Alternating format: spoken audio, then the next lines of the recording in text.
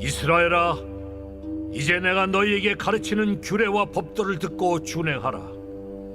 그리하면 너희가 살 것이요 너희 조상의 하나님 여호와께서 너희에게 주시는 땅에 들어가서 그것을 얻게 되리라. 내가 너희에게 명령하는 말을 너희는 가감하지 말고 내가 너희에게 내리는 너희 하나님 여호와의 명령을 지키라. 여호와께서 바알 부올의 일로 말미암아 행하신 바를 너희가 눈으로 보았거니와 바알 부올을 따른 모든 사람을 너희의 하나님 여호와께서 너희 가운데서 멸망시키셨으되 오직 너희의 하나님 여호와께부터 떠나지 않은 너희는 오늘까지 다 생존하였느니라. 내가 나의 하나님 여호와께서 명령하신 대로 규례와 법도를 너희에게 가르쳤나니 이는 너희가 들어가서 기업으로 차지할 땅에서 그대로 행하게 하려 함인즉 너희는 지켜 행하라. 이것이 여러 민족 앞에서 너희의 지혜요 너희의 지식이라. 그들이 이 모든 규례를 듣고 이르기를 이 큰 나라 사람은 과연 지혜와 지식이 있는 백성이로다 하리라. 우리 하나님 여호와께서 우리가 그에게 기도할 때마다 우리에게 가까이 하심과 같이 그 신이 가까이 함을 얻은 큰 나라가 어디 있느냐? 오늘 내가 너희에게 선포하는 이 율법과 같이 그 규례와 법도가 공의로운 큰 나라가 어디 있느냐? 오직 너는 스스로 삼가며 내 마음을 힘써 지키라. 그리하여 내가 눈으로 본 그 일을 잊어버리지 말라. 네가 생존하는 날 동안에 그 일들이 내 마음에서 떠나지 않도록 조심하라. 너는 그 일들을 내 아들들과 내 손자들에게 알게 하라. 요즘 우리가 성경을 신명기를 읽고 있습니다. 그러니까 창세기, 출애굽기, 레위기, 민수기, 신명기 그렇잖아요. 근데 요 신명기는 출애굽 1세대는 갈렙과 여호수아를 제외하고는 다 광야에 죽었습니다. 그리고 2세대들이 이제 가나안 땅에 들어가기 직전에 하나님이 모세를 통해서 율법을 다시 가르친 내용이 바로 신명기입니다. 그러니까 신명기의 내용은 이제 곧 가나안 땅에 들어가게 될 텐데 들어가면 너희는 말씀 운동을 해라. 이것이 너희가 장구하게 잘 살 수 있는 길이다 하는 것을 말씀하시는 내용이 바로 신명기입니다. 그런 기초적인 내용을 여러분 마음에 이해하시면서 이제 오늘 말씀 운동 합시다라는 이 설교 여러분 마음에 주님의 음성으로 크게 와닿기를 바랍니다. 20세기 최고의 기독교 철학자라고 하면은 이제 프란시스 쇠퍼라고 하는 사람이 있습니다. 성도들에게 가장 많이 받았던 질문이 왜곡된 이 시대에 도대체 우리는 어떻게 살아야 합니까? 이 세상이 악하고 이 세상이 뭐 소위 말해서 영적으로 보면 엉망인데 도대체 그 안에서 어떻게 살아야 합니까? 여러분도 아마 그런 고민이 있으시죠? 소돔과 고모라에서 살던 롯처럼 의로운 심령이 상했던 그 성도들의 질문이라고 생각하는데 쇠퍼는 답하기를 우리는 하나님의 말씀으로 돌아가야 합니다. 하나님의 말씀으로 돌아가야 합니다. 하나님의 말씀 안에 모든 해결책이 있다. 그 안에 소망이 있다. 그런 이야기죠. 말씀을 떠나면 시대가 어두워지고 말씀으로 돌아오면 시대가 밝아집니다. 여러분 마음에 이 확신이 있기를 바랍니다. 성도는 이 확신이 있어야 됩니다. 말씀을 떠나서 살았던 중세 교회는 참으로 어두웠죠. 그렇지만 말씀을 회복했을 때 종교 개혁을 통해서 그 시대가 다시 밝아지게 된 거죠. 오늘날도 마찬가지입니다.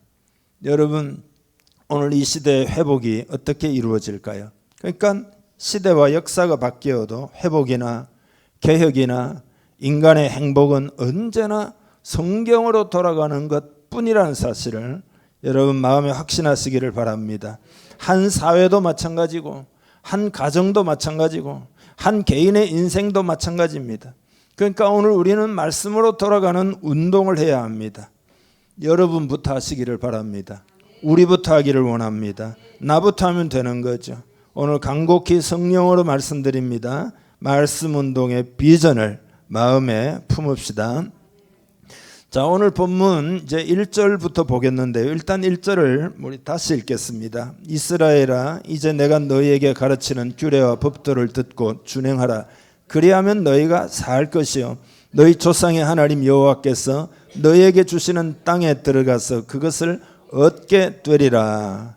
아멘. 하나님이 천지를 만드시고 사람을 만드셨을 때 사람이 어떻게 살아가야 잘 살 수 있는지에 대한 계획이 하나님의 마음에 다 있었겠죠.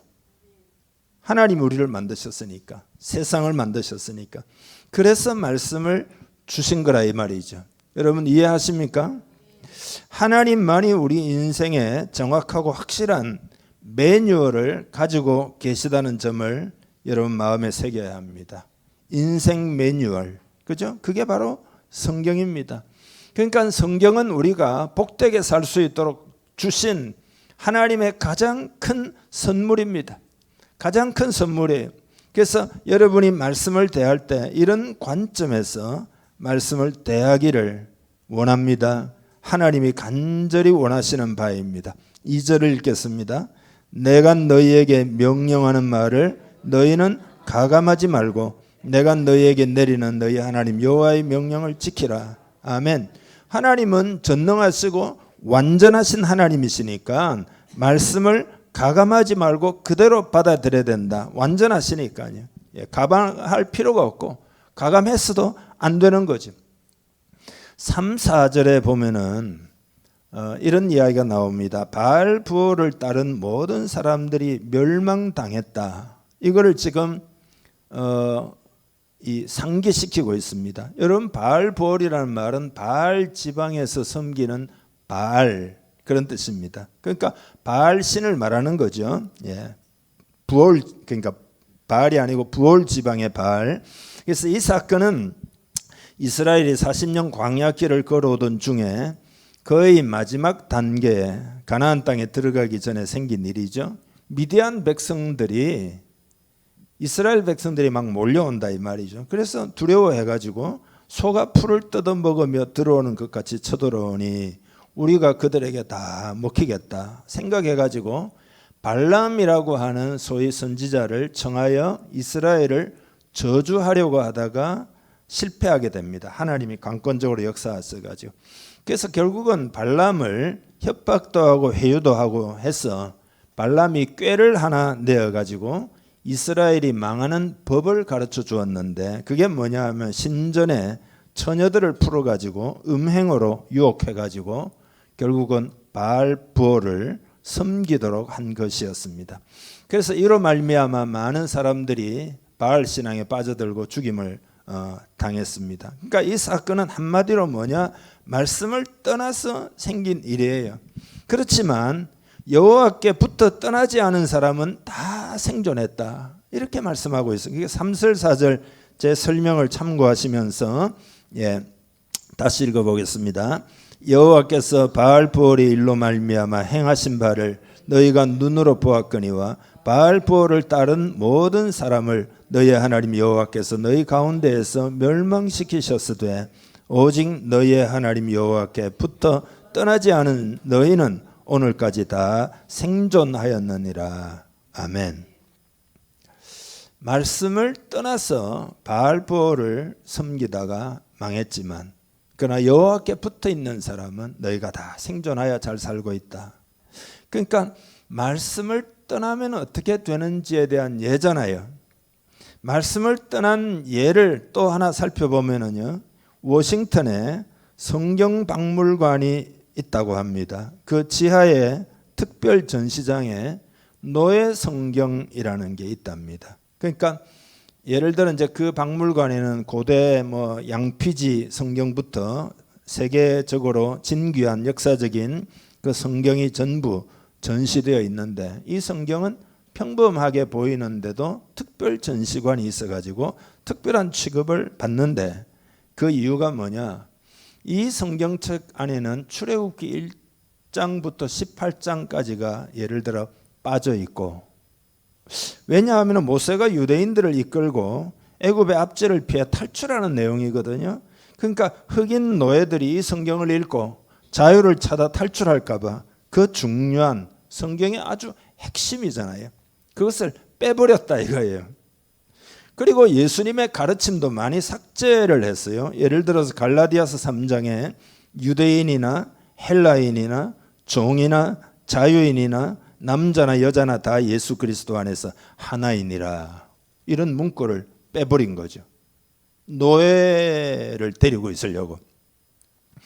그리고 반면에 베드로전서 2장에 범사의 두려워함으로 주인에게 순종하라는 문구, 이건 그냥 그대로 놔두고, 누가복음 12장에 예수님의 그 예화 중에서 이걸 악용해가지고 주인의 뜻대로 행하지 아니한 종은 많이 맞을 것이라는 요 부분은 그대로 들어가 있고, 그러니까 노예 해방을 반대하기 위해서 그 시대가 말씀을 버렸다. 탐욕을 위해서 말씀을 버렸다 이 말이죠. 여러분, 그 기독교 사회니까 말씀 자체를 없앨 수는 없고, 그러나 그 안에 중요한 구절들을 자기들에게 불리하다 싶은 건 다 빼버렸다 이런 이야기. 그러니까 어두운 시대가 한동안 계속된 거다 이 말이지. 그런가 하면 말씀의 회복 운동이 어떻게 역사를 변화시키는가 하는 예도 말씀드릴 수 있는데, 예를 들면 여러분, 역사적으로 19세기는 자유주의 신학이 들판의 불처럼 온 세상을 삼키고 있는 때였습니다. 계몽주의의 영향을 받아가지고 자유주의 신학이, 근데 이 신학은 말씀을 중시하지 않는 신학이에요. 그러니까 이 시대의 사상은 뭐냐 하면은 인간이 워낙 똑똑하다 이거예요. 막 엄청나게 똑똑한 사람들이 나오고 막 어마어마한 과학적으로 발달하고 기술 문명이 발달하고, 그러니까 야 인간이 완전히 뭐 어마어마하네 이래가지고 인간의 이성이 제2의 신이다 그랬거든요. 그래서 성경을 보니까 그 안에는 얼토당 자기들 생각, 인간이 이성적으로 보니까 예수님 물 위로 걸어가는 것도 있고 뭐 오병이어로 5,000명 먹이는 사건도 있고, 이러니까 성경을 마음대로 인간의 생각으로 재단하고 그 기적을 갖다가 그냥 그 시대 사람들이 알아듣도록 신화와 같은 이야기다 뭐 이렇게 이야기하고, 예수님의 속죄 사건도 믿지 않고 동정녀 탄생도 믿지 않고, 그러니까 이게 자유주의 신학인데, 신학이라고 말은 하지만 실제로는 말씀을 버린 거죠. 인간의 이성이 워낙 똑똑하니까 그 교만의 극치가 되었던 거죠. 이때 한 인물이 신학자가 있었는데 그가 여러분 칼바르트라는 사람입니다. 인간의 이성을 신처럼 여긴 결과 제1차 세계대전에 참혹한 전쟁으로 이어졌고 수천만 명이 희생이 되는 것을 칼바르트가 이렇게 보고, 그 전쟁이 일어난 배경에 자유주의 신학이 있다는 것을 칼바르트가 깨닫게 됩니다. 그러니까 인간의 이성을 최고로 치니까 인간의 이성으로 뭐 이렇게 다 재단하고 판단하고 하다 보니까 나중에 어떻게 되느냐, 이 자유주의 신학이 그 전쟁을 일으키고 혹은 유토피아가 이 땅에 오는 방법으로 전쟁을 인정하기도 하고, 이런 그 어떤 신학적 배경을 다 깐 겁니다. 근데 이제 이 칼바르트가 자유주의 신봉자였거든요. 자기의 스승인 하르낙이라는 사람은 유명한 자유주의 신학자입니다. 그러니까 이 자유주의 신학을 크게 신봉하고 있다가 1차 세계대전이 일어나고 난 다음에 이 바르트가 로마서를 읽다가 이것이 얼마나 자유주의 신학이 잘못됐고 잘못된 결과를 이 세상에 만들어내는가 하는 것을 각성하게 된 겁니다. 자유주의 신학자들은 자본가가 노동자를 착취하는 잘못된 사회를 바로잡고자 했는데, 그러면서 하나님의 나라가 히틀러의 국가사회주의를 통해서 성취되고 유토피아가 온다고 믿었어요. 그래서 이 신학자들 대부분이 히틀러의 전쟁을 지지해 가지고 성명서를 막 내고 심지어는 이 독재자 히틀러를 하나님은 인간의 영혼 구원을 위해 예수를 보내고 경제적 사회적 구원을 위해 히틀러를 보냈다. 이러면서 히틀러를 그 시대의 메시아로 떠받드는 놀라운 일을 하게 됩니다. 그래가지고 전쟁이 일어나가지고 유럽 전체가 말이죠. 수천만 명이 죽지 않습니까? 말씀을 떠나면 어떻게 되는지를 여실히 보여주고 있습니다. 그래서 이 칼바르트는 예수 그리스도의 사건이 곧 하나님의 말씀이며 그분 외에는 누구에게도 복종할 수 없으며 자신을 길이요 진리요 생명으로 선언한 예수 그리스도 외에는 그 누구도 하나님의 계시가 될 수도 없고 설교의 주제가 되어서도 안 된다. 그러면서 양심적인 목회자들을 모아가지고 고백교회라는 것을 결성해가지고 나치에 저항을 했던 것이죠. 칼바르트는 그리스도를 유일한 머리로 모시는 거룩한 교회는 하나님의 말씀 안에 머물며 낯선 자의 음성을 듣지 않는다. 낯선 자 히틀러의 음성. 왜냐하면 그 시대가 다 히틀러의 선동에 넘어가가지고 다 그냥 뭐 신학자들이 목회자들이 독일 교회 자체가 독일 그 국가교회 자체가 히틀러를 메시아처럼 떠받들고 이 칼바르트는 만약에 칼바르트가 없었다면 그 교회사를 연구하는 사람들이 이 세상은 자유주의 신학에 완전히 삼켜졌을 것이다. 근데 이것을 딱 들고 일어나서 막아선 사람이 바로 칼바르트였어요. 1919년도에 로마서 제1판, 22년도에 로마서 제2판을 내면서 그러니까 그 20세기에 단 한 권의 책을 신학책을 이렇게 선택하라 그러면 칼바르트의 로마서 이렇게 말할 수 있거든요. 단 한 사람의 신학자를 선택해 보라 그러면 칼바르트 이렇게 말할 수가 있거든요. 자유주의 물결에 교회들이 다 빠져버리고 말았고 정말로 더 큰 어려움에 처할 뻔했는데 칼바르트가 그걸 막아서서 자유주의 물결을 완전히 막았던 거죠. 하나님의 말씀에 신학을 내세워가지고 그래서 그 시대가 하나님 말씀으로 돌아오게 됩니다. 여러분 말씀으로 돌아와야 합니다. 그러면 복을 받을 것입니다. 제가 여러분께 하나 이제 뜬금없는 질문이라 할까? 성경이 왜 하나님의 말씀이죠? 성경이 왜 하나님의 말씀입니까? 제가 지금 설교하는데 설교할 때 하나님 말씀 전하겠습니다 그러잖아요. 설교가 왜 하나님의 말씀이죠? 설교가 왜 하나님 말씀이? 여러분이 지금 저의 말을 듣고 있습니까? 하나님의 음성을 듣고 있습니까? 뭐죠? 성경은 보세요. 성경은 다 저자가 있잖아요. 로마서 그러면 바울이 썼죠. 예레미야 그러면 예레미야가 썼죠. 그렇죠? 마태복음 그러면 마태가 썼죠. 이사야 그러면 누가 썼습니까? 이사야가 썼죠. 그런데 그게 왜 하나님 말씀이죠? 이사야의 말이지, 마태의 말이지, 바울의 말이지. 그게 왜 하나님 말씀이죠? 제가 지금 설교하는데 목사의 말은 하나님 말씀입니까? 인간의 말입니까? 지금 제가 말하니까 인간의 말이 틀림없잖아요. 근데 이게 어떻게 설교가 하나님의 말씀이 되는 거냐 이 말이죠.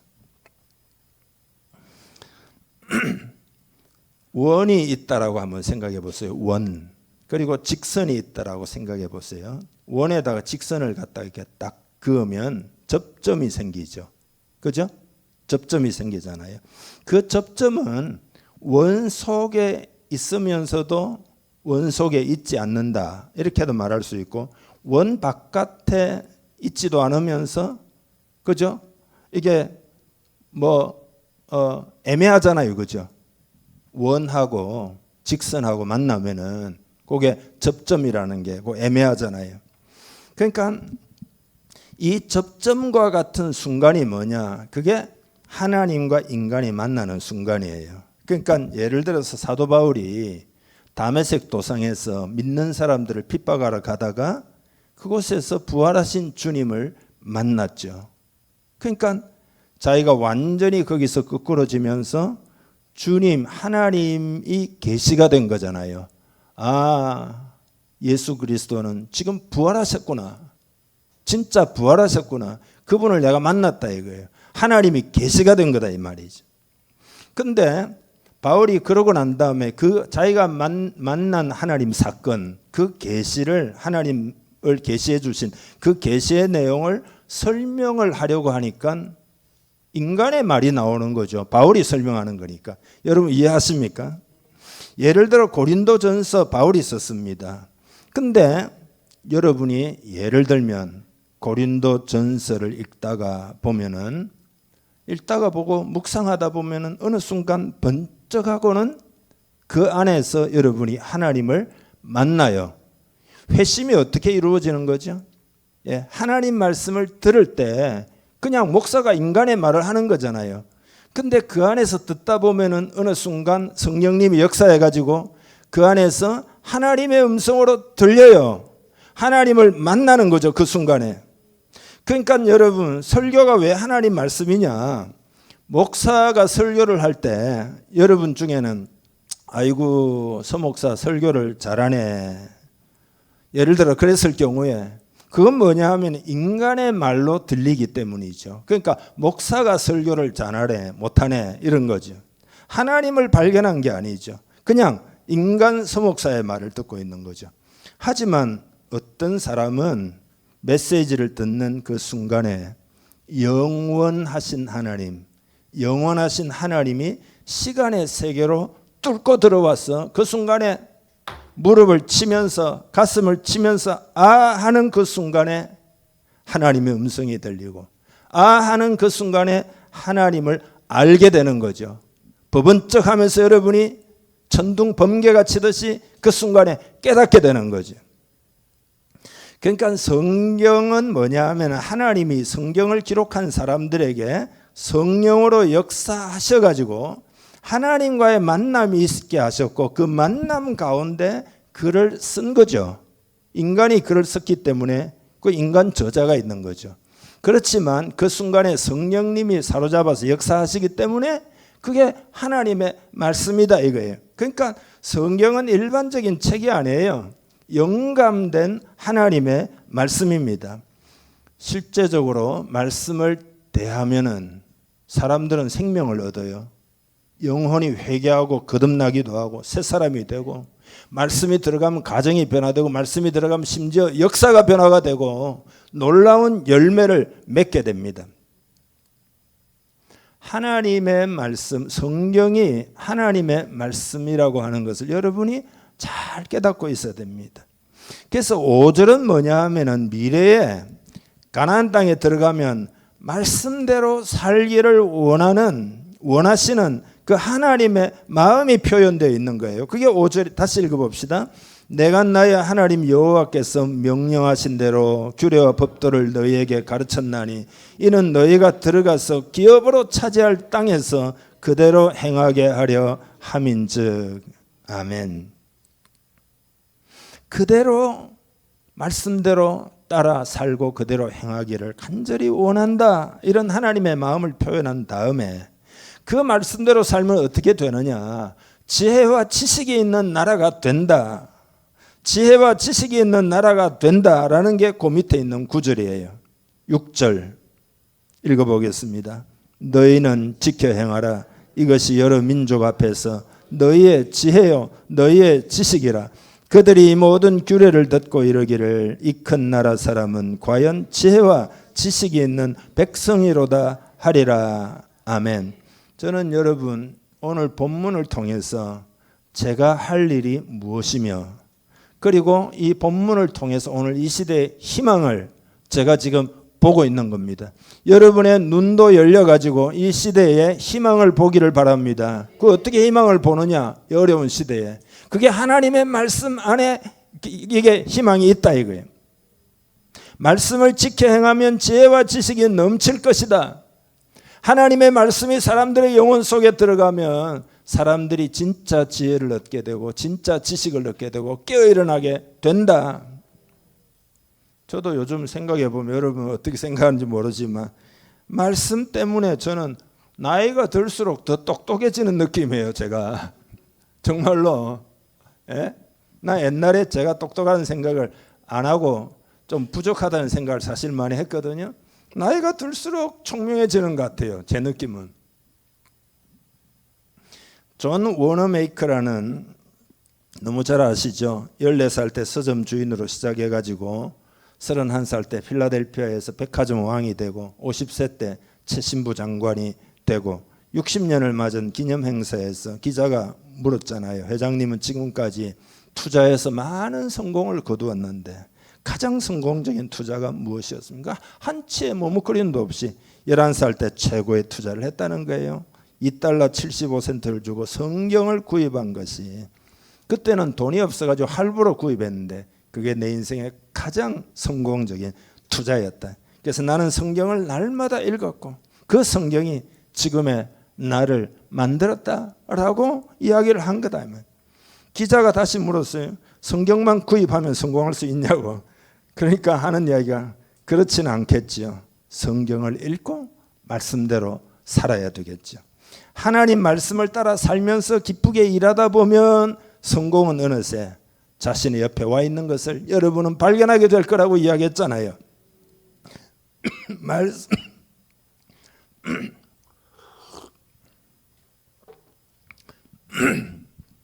말씀이 우리를 형통하게도 합니다. 가난하지만 신앙을 지키며 말씀대로 살던 소년이 있었는데요. 30살 때 점심을 배달하는 모빌 런치 서비스 회사, 요게 이제 설립을 했는데, 이게 이제 나중에 이제 이게 뭐냐면은 여러분 던킨 도너츠가 된 겁니다. 창업주가 윌리엄 로젠버그인데 72세 생일을 축하하면서 나는 가난과 교육 부재의 환경에서 자랐습니다. 그러나 하나님께서 늘 저를 도와주셨으며 저는 오로지 하나님의 말씀을 지키며 살려고 노력했습니다. 그 결과 하나님이 저의 삶을 형통하게 하셨습니다. 이것은 그가 평생 그의 진실을 간증한 거죠. 7절 말씀을 통해서 우리는 하나님과의 관계를, 말씀을 가지고 맺고 살면 하나님이 우리 기도를 듣고 역사하신다는 내용이에요. 7절 읽어봅니다. 우리 하나님 여호와께서 우리가 그에게 기도할 때마다 우리에게 가까이 하신 것 같이 그 신이 가까이 함을 얻은 큰 나라가 어디 있느냐. 늘 같이 계셔서 우리의 기도를 듣기 원하신다. 그러니까 하나님과 함께하는 것이, 관계를 맺고 사는 것이 얼마나 큰 건지, 큰 사건인지 그걸 우리가 알고 있어야 합니다. 그 다음 8절 9절 읽습니다. 오늘 내가 너희에게 선포하는 이 율법과 같이 이 그 규례와 법도가 공의로운 큰 나라가 어디 있느냐. 오직 너는 스스로 삼가며 내 마음에 힘써 지키라. 그리하여 내가 눈으로 본 그 일을 잊어버리지 말라. 내가 생존하는 날 동안에 그 일들이 내 마음에서 떠나지 않도록 조심하라. 너는 그 일들이 내 아들들과 내 손자들에게 알게 하라. 아멘. 이 말은 뭐냐면 하나님은 말씀, 언약하신 그대로 행한다는 것을 너희가 역사에서 보지 않았느냐. 그걸 기억해야 된다. 말씀을 떠나면 어두워지고 말씀을 가까이 하면 밝아지고, 이런 경험을 이스라엘 백성이 역사를 통해서 하지 않았느냐. 그것을 꼭 기억해야 된다. 사람들은 눈에 보이지 않으면 곧 잊어버리는 경향이 있습니다. 여러분 한 주를 한번 돌이켜 보세요. 얼마나 받은 은혜를 마음에 간직했고 기억했고 생각했고 그것에서 떠나지 않았는지 어떻습니까? 어떤 사람은 아마 월요일 날 다 까먹었을 수도 있는지 모르겠습니다. 그래서 계속 기억해야 된다. 은혜로 살 때, 말씀으로 살 때 너희가 잘 살지 않았느냐? 그거를 까먹으면 안 된다. 그리고 신앙의 대를 이어야 된다. 다시 말해서 자녀들에게 하나님 말씀을 부지런히 가르쳐야 된다. 그러니까 자녀 교육에 있어서 가장 핵심은 뭐냐? 그 하나님을 만나고 하나님과 교제하고 말씀의 사람, 기도의 사람이 되게 하고, 이걸 1순위로 자녀 교육을 해야 된다. 그래서 오늘 결론적으로 여러분, 오늘 이 시대는 말씀 운동이 일어나야 합니다. 여러분이 이게 마음의 비전으로 확 자리를 잡아가지고 그것을 위해서 기도하고 그것을 위해서 여러분이 기도하고 그것에 대해서 관심을 가지고 그래서 오늘 이 시대가 말씀 운동이 일어나야 합니다. 맨 먼저는 말씀 사랑 운동이 먼저 일어나야 돼요. 말씀을 사랑해야 말씀 운동이 일어납니다. 어떤 분은 배우자로부터 20년간 잔소리를 들은 끝에야 비로소 치약을 밑에서부터 눌러가지고 짜기 시작했다. 그거 하나 고치는데 20년을 듣고, 그러니까 매일 하나님의 말씀을 사랑하지 않으면 무슨 변화가 일어나겠어요? 말씀 사랑 운동 해야 돼요. 말씀 사랑 운동. 말씀의 가치를 알고 먼저 사랑하는 운동부터 해야 됩니다. 찬송 중에 예수 사랑하심은 성경에서 배웠네. 예수 사랑하는 걸 어디서 여러분 배울 수 있습니까? 성경에서 배울 수 있는 거죠. 여러분 말씀 사랑하시기를 바랍니다. 자기 성경을 사랑하고 말씀을 가까이 하고 이게 여러분에게 완전히 배워야 된다 이 말. 하나님 말씀 사랑하게 해주세요 이렇게 기도하셔요.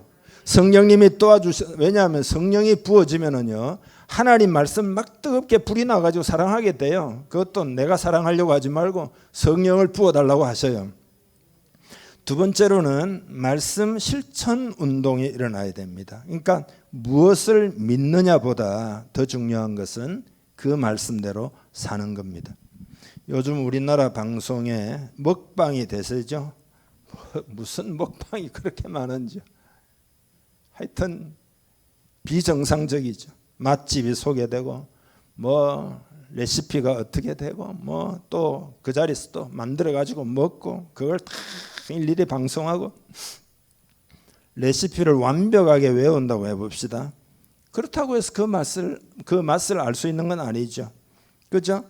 만드는 순서를 완벽하게 알 수 있는 게 자동으로 음식의 맛까지 알 수 있는 건 아니다 말. 그건 그냥 만들어서 먹어보아야 아는 거죠. 그죠? 이거 맛있네. 어떠네? 한국 사람들은 김치 이러면은 벌써 딱 침이 돌면서 김치 이러면 벌써 감이 확 오잖아요. 그렇지만 김치를 접해보지 않은 서양 사람들이 뉴스만 듣고 김치 하면 그게 감이 올까요? 그건 맛보지 않았기 때문이죠.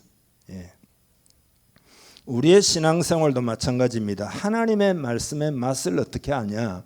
실천해 보아야 그 맛을 알 수 있습니다. 실천하도록 성령을 구하시기를 바랍니다. 하나님의 영을 부어주셔서 하나님 실천할 수 있는 능력을 주세요. 하나님의 말씀을 놓고 스트레스 받는 사람이 있어요. 아이고 그거 못 지키는데 아이고 그 말씀대로 살려고 하니까 스트레스 받는데 여러분이 하려고 하니까 그런 거죠. 성령을 구하기를 바랍니다. 하나님의 말씀의 기준을 떨어뜨리면 안 됩니다. 그 가감하지 말라는 이야기 그 이야기예요. 요건 내가 못 지키니까 요런 정도 선에서 이렇게 이게 감하면 안 된다 이 말이죠. 말씀은 여전히 그대로 있어요. 그거는 다만 하나님의 은혜, 성령의 충만을 받으면 그 말씀을 능히 지킬 수 있도록 하나님의 은혜를 부어주는 거다 이 말이죠. 그러니까 여러분은 스스로 실천하려 하지 말고 하나님의 영을 구하기를 바랍니다. 옛날에 우리 한국 교회사에 보면 참 이 순전한 신앙 이런 예들을 많이 볼 수 있어요. 예를 들면 1900년대 강화도 있잖아요. 강화도 북부 마을에 종순일이라고 하는 돈이 많은 유학자가 있었습니다. 마을 사람들이 그분이 돈이 많으니까 그분에게 다 돈을 빌려서 쓰고 살았어요. 그런데 이 유학자가 복음을 받아들인 거죠. 그런데 마태복음 18장에 무자비한 종의 비유를 읽게 됩니다. 임금에게 10,000달란트의 빚을 탕감받은 사람이 곧 10,000달란트를 탕감받았으니까 어마어마하잖아요. 근데 가다가 자기한테 100데나리온 빚진 자를 만난데 니 왜 안 갚냐? 자기는 탕감받고 그 100데나리온 세 발의 피죠. 그걸 갖다 감옥에 쳐넣었다. 그 소식을 들은 임금이 그놈을 당장 잡아와라 이래가지고 감옥에 집어넣었다. 그 이야기를 읽고 충격을 받게 됩니다. 그래서 교회 가가지고 자기에게 빚을 진 사람들을 다 불렀어요. 빚진 자들이 빚을 빨리 갚으라는 줄 알고 굉장히 불안했다는데 마태복음 18장을 읽어주면서 나는 이 성경을 읽고 큰 충격을 받았어. 여기 무자비한 종이 바로 나 자신인 것을 알았어.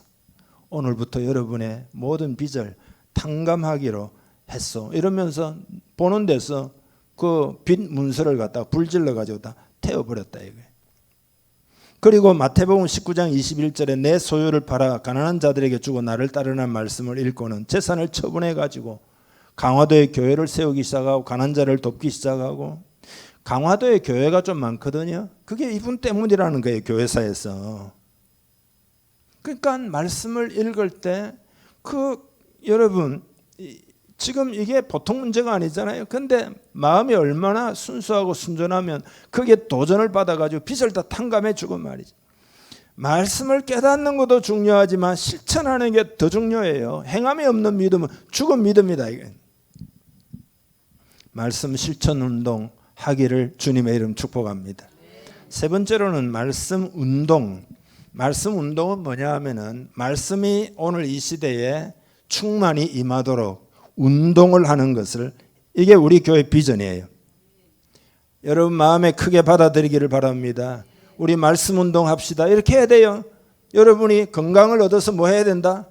말씀 운동해야 된다. 여러분이 돈 벌어서 뭐 해야 된다? 말씀 운동해야 된다. 다 말씀. 여러분이 좋은 관계를 형성해서 뭐 해야 된다? 말씀 운동을 해야 된다.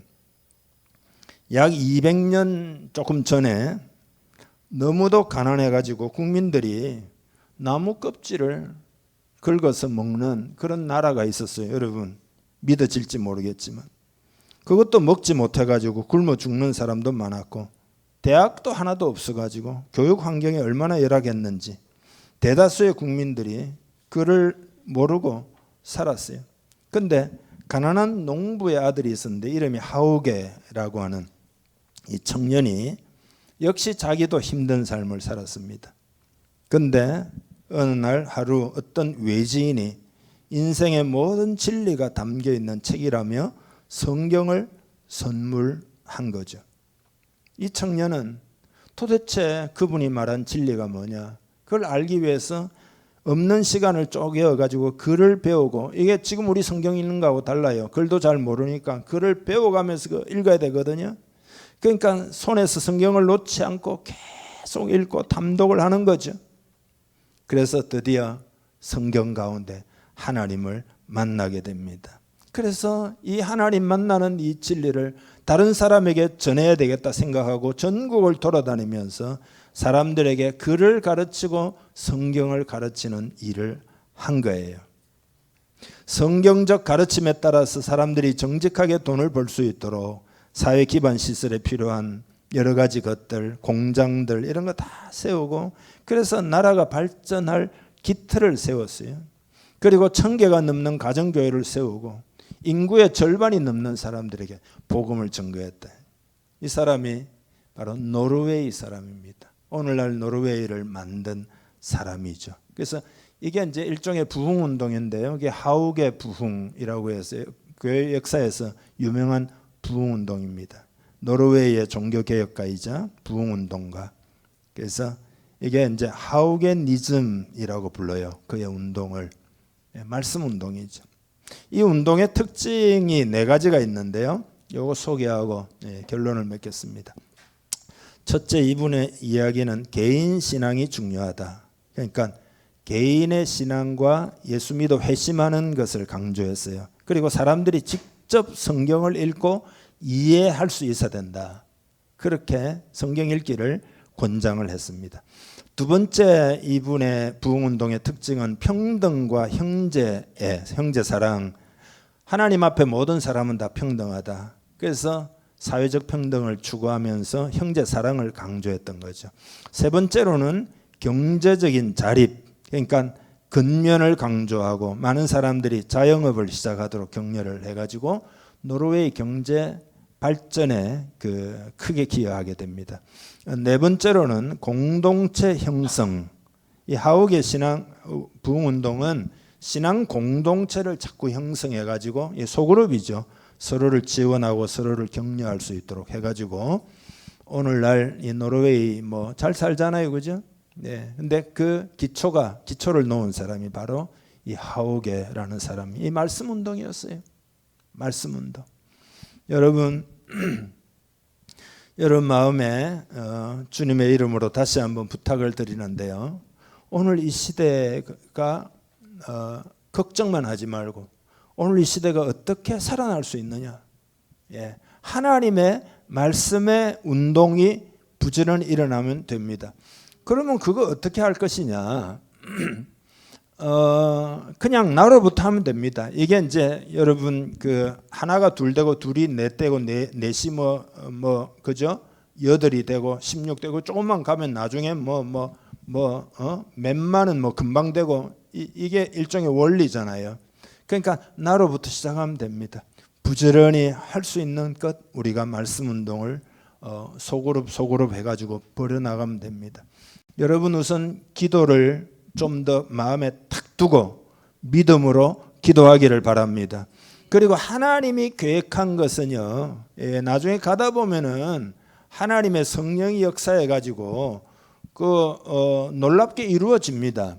그러니까 하나님이 하시는 일은 교회 역사를 보면 그래요. 하오게라는 청년도 무슨 자기도 가난하고 자기도 죽을 판인데 어떻게 그런 일 하나님이 하신 거죠. 하나님이 하시면 돼요. 예, 아멘입니까? 우리 공동체도 약하다 어떠다 할 필요 없어요. 하나님의 성령이 부어지고 그냥 믿음으로 우리가 헌신하면 하나님이 하시는 거죠. 내가 할 수 있는 일이 아닙니다. 그러나 하나님이 하시면 가능한 거죠. 모든 부흥운동, 모든 의미 있는 운동은 다 하나님이 하신 거죠. 그러니까 여러분 마음에 품고 기도부터 하고 하나하나 해나가면 되는 거죠. 그렇게 하여 하나님께 영광 돌리는 우리 공동체 되기를 원합니다. 먼저 여러분이 말씀으로 복을 받기를 바랍니다. 여러분이 먼저 말씀으로 형통을 체험하기를 바랍니다. 여러분이 먼저 말씀으로 치유를 체험하고 말씀으로 회복을 경험하고 여러분 마음이 뜨거워져서 그러면 그 다음에 전달이 되고 이렇게 나가면 하나님이 여러분을 사용해서 일을 하신다. 그래서 아까 우리 부른 찬송이 주가 일하시네. 그 하나님 나라는 하나님이 세우시는 거예요. 사람이 할 수 있는 부분이 아닙니다. 다만 우리는 순종해 나가면 하나님이 역사하시는 거죠. 오늘 이 시대를 품고 여러분 다시 한번 이 시간 기도하기를 원합니다. 하나님 말씀 운동이 일어나기를 원합니다. 우리 교회부터 일어나고 나로부터 일어나고 우리 이 시대에 일어나기를 간절히 원합니다. 뜨거운 가슴으로 하나님 앞에 기도할 수 있기를 바랍니다. 주여 한번 부르고 다 같이 기도합시다. 주여 이 시간에 기도합니다. 하나님 아버지 하나님의 말씀을 혹이라도 등한히 했다면 오늘 이 시간 돌이키기를 원합니다. 하나님의 말씀으로 돌아오면 삶의 회복도 있을 것임을 하나님의 오늘 본문을 통해서 우리에게 친절하게 말씀하신 줄 믿습니다. 가나안 땅에 들어가기를 앞두고 있는 이스라엘 백성들에게 하나님 말씀에 주의하고 그대로 지켜 행하면 그들이 잘 살 것이며 장구하게 될 것을 말씀하고 있는데 오늘 이 시대에도 하나님이 그렇게 우리들에게 말씀하심을 깨닫기를 원합니다. 마음에 크게 담기를 원합니다. 오늘 이 시대가 말씀으로 돌아오기를 간절히 원합니다. 말씀 운동이 일어나기를 원합니다. 나부터 하나님 말씀을 통하여 하나님을 만나고 하나님의 생명을 경험하고 하나님의 권능을 체험하고 살아있는 하나님의 말씀으로 우리가 만나며 그 체험한 것을 기초로 해서 계속 말씀 운동을 하고 오늘 이 시대가 하나님께로 돌아오기를 간절히 원합니다. 이 비전을 품고 깨어 기도하기를 원합니다. 마음을 기울이기를 원합니다. 삶의 목적을 바르게 설정하고 믿음으로 살아가기를 원합니다. 하나님 아버지 역사하시옵소서. 축복하시옵소서. 성령을 충만히 부어주옵소서. 말씀 회복운동이 일어나게 하여 주시기를 간절히 원합니다. 그리하여 하나님이 일하시는 것을 보고 하나님의 축복을 체험하고 하나님의 놀라운 생명을 경험하는 오늘 이 시대가 되기를 우리가 되기를 원합니다. 거기에 한 사람 한 사람 쓰시기를 특별히 축복하며 기도합니다. 그런 비전을 가지고 기도하고 헌신하는 사람에게 한량없는 하나님의 예비하신 은총을 부어주실 줄 믿습니다. 오직 하나님만을 바라보고 믿음으로 사는 우리 공동체 되게 하여 주시옵소서. 성령을 부어 주옵소서. 마음을 엽니다. 이 시간 아버지의 영을 부어 주옵소서. 믿음을 더하여 주옵소서. 하나님의 생명으로 충만하기를 원합니다. 이 시간 마음을 엽니다. 기름 부어 주옵소서. 성령을 부어 주옵소서. 충만하게 하여 주옵소서. 하나님 나라가 아버지 이곳에 임하기를 기도합니다. 주의 나라 임하시기를 기도합니다. 주님이 우리를 다스리시고 주님이 우리를 통치하여 주시옵소서. 말씀 가운데 모든 비밀이 있음을 깨닫고 하나님 마음을 더 엽니다. 성령님 주장하시옵소서. 크게 승리하게 하여 주시옵소서. 축복하며 예수님의 이름으로 기도하옵나이다. 아멘.